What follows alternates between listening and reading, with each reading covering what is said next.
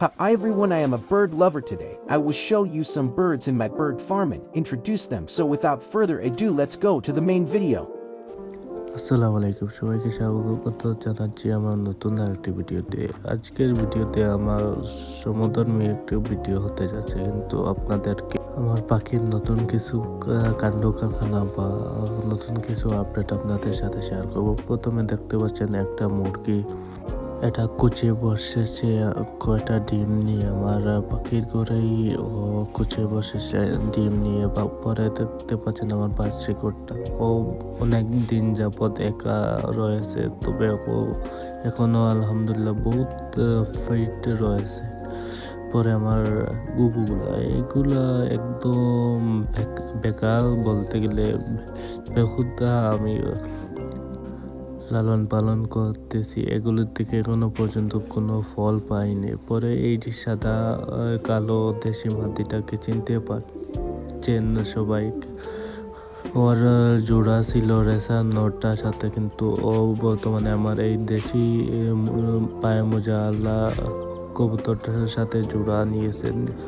ওদেরকে আমি একদিন মাত্র ধরে রেখেছিলাম একসাথে, পরে ওরা জোড়া নিয়েছে। এখানে ওরা খড়কুটা দিয়ে বাসা বানাচ্ছে, কিছুদিনের ভিতর ডিম দিবে।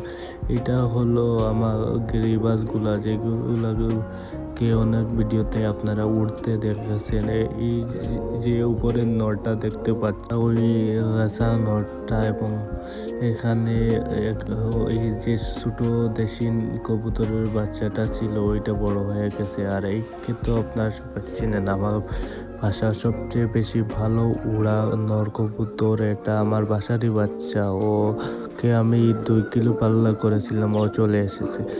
ভিডিও অফ করতে না করতেই আমার পাখিগুলা ডাকাডাকি শুরু করেছে, কিন্তু আবার ভিডিও চালু করতেই গুগুনটা তার ডাকাটাকে অফ করে দিয়েছে।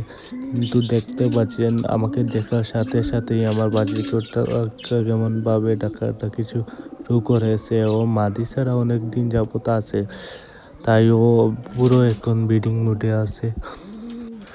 তো সবাই দোয়া করবেন আমার পাখিগুলোর জন্য, যাতে ওগুলো সুস্থ থাকে, কারণ অনেক দিন আগে আমার অনেক পাখি মারা গিয়েছে আমার খামারে। বর্তমানে আমার মাত্র 9টা কবুতর আছে, এবং এক পেয়ার গুগু এবং একটা মাত্র বাজরিকর পাখি আছে। তো আজকে ভিডিও এই পর্যন্ত। যদি ভিডিওটা ভালো লাগে, আপনার আগের ভিডিওগুলোরই মতো